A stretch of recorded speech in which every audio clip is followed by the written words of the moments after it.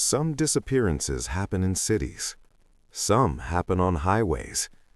But the most haunting ones happen in places where nature is bigger than memory. Places where the trees outlive generations, where trails vanish beneath snow, where silence doesn't feel empty, it feels like it's hiding something.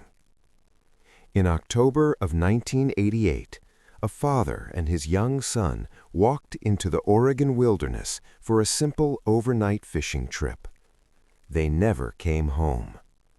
For 37 years, the forest kept their story, until a forgotten cabin revealed the truth. Before we begin, please subscribe to our channel, The Old Unseen Stories, where forgotten lives and hidden histories are remembered. Before February, we want to hit our first 100 subscribers. Thank you. Now, let's continue. Millwood, Oregon, was a quiet logging town tucked into the foothills of the Cascades, the kind of place where everyone knew the Finch family. James Jim Finch was 45, a skilled carpenter, a quiet man with steady hands and a past he rarely spoke about. He had served in Korea years earlier. The war had given him discipline and a silence that never quite left. But when he was with his son, Sammy, that silence softened. Sammy was 9, curious, always asking questions. He loved rocks, rivers, and the sound of birds he could never quite name correctly. Every autumn, father and son took a weekend fishing trip deep into the Willamette National Forest. It was their ritual, their time away from town, from noise, from everything but each other. On October 8, 1988, they packed the old pickup, a canvas tent, 2 rods, a small propane stove, a thermos of coffee, a child's whistle on a string, 3 blasts if you get lost, Jim always said. Linda Finch watched them leave from the porch. Sammy waved out the truck window. Jim gave a small nod, like always. They said they'd be back Sunday afternoon. But that weekend, the mountains changed. An early snowstorm rolled in fast and hard, burying the higher elevations in white before anyone could react. By Sunday night, Linda was uneasy. By Monday morning, she called the sheriff. Search teams mobilized, volunteers, rangers, dogs, helicopters when weather allowed. They found the truck at the trailhead, locked, undisturbed. Inside, nothing unusual. Then came the only clue, a single muddy child sneaker near a swollen creek, Sammy's size. They searched upstream, downstream, along every ridge. Nothing. No tracks, no gear, no voices answering the shouts.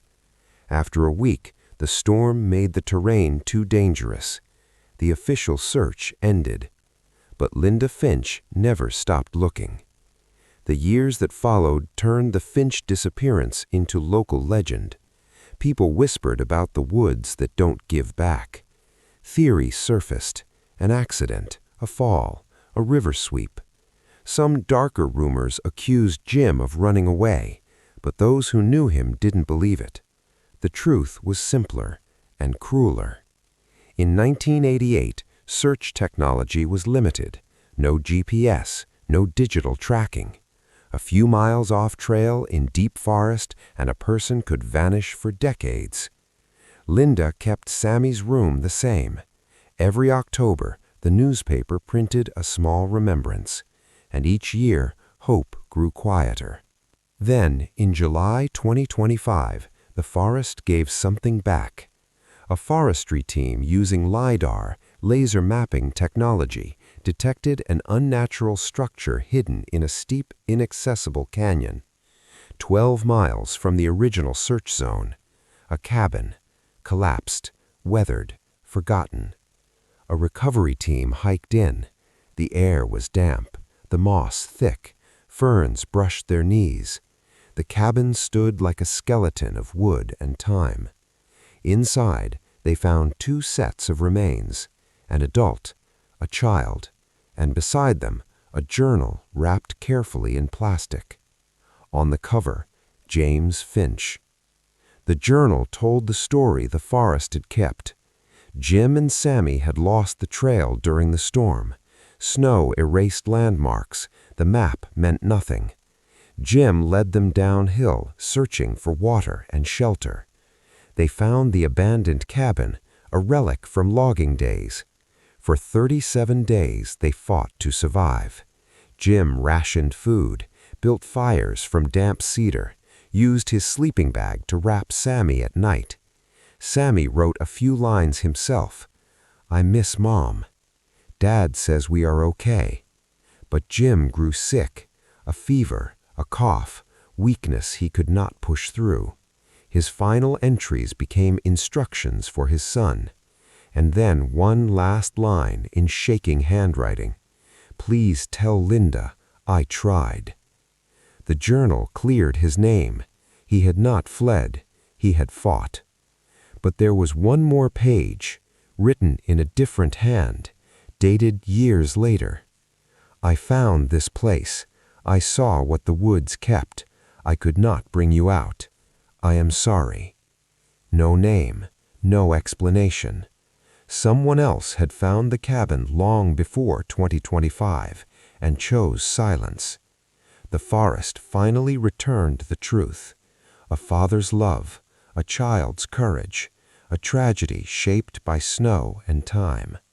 But it also left one final mystery.